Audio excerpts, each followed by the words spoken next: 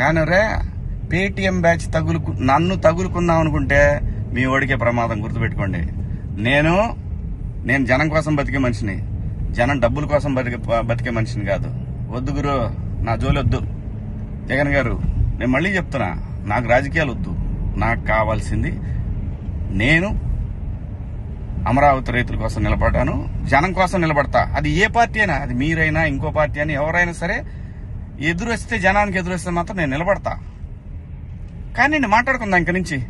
నేను డైరెక్ట్ గా అడుగుతా పిఎం గారినే, ఈ దేశంలో సిబిఐ మీద నమ్మకం ఉండాలంటే, సిబిఐ మీద నమ్మకం కుదరాలంటే ఫస్ట్ కేసులను రాజకీయ నాయకులందరినీ కూడా పక్కన పెట్టి, రాజకీయాల నుంచి పక్కన పెట్టి, వాళ్ళు మంచోళ్ళ చెడ్డోళ్ళ అని తేలిన తర్వాత వాళ్ళని పాలిటిక్స్ లో ఉండే విధంగా చేయగలిగితే బాగుంటదని పిఎం గారిని కూడా అడుగుదాం అనుకున్నా. ఇక నుంచి మిమ్మల్ని రోజు అడుగుతా. ఇక నుంచి మీకు రోజు నా జోలు రావద్దు.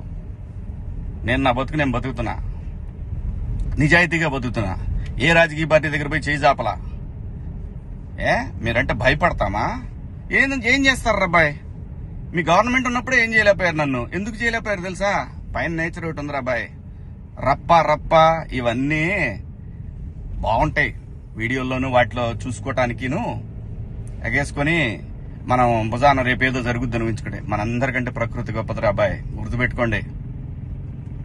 అయినా వ్యవస్థ గురించి ఆలోచించాలి కానీ ఎవడో ఒకటి డబ్బు సంపాదించుకుందాం జనం మీదని వాడి కోసం వాడిచ్చే 1000 రూపాయలు, 4000, 10,000, 20,000, 1,00,000, 2 లక్షల రూపాయల కోసం ఎంతమంది భావితరాల భవిష్యత్తు ఆడుకుంటారా మీరంతా? బుద్ధి ఉందంటారా మీకేమన్నా? మనందరం ఏమి లేకుండా ఇంత దూరం వచ్చాం కదా. మాట్లాడుకున్నారా అబ్బాయి? రేపు నుంచి మాట్లాడదాం మీ నాయకుడి గురించి, మీ పేటీఎం బ్యాచ్ గురించి. ఇంకా ఉన్నారు, తీస్తా. ఇప్పుడు దాకా సైలెంట్ గా ఉన్నా నేను. మీరు నా బతుకు దాకా వచ్చారు చూసారా? ఒక్కొక్కటి చూద్దాం, మాట్లాడుకున్నారా అబ్బాయి?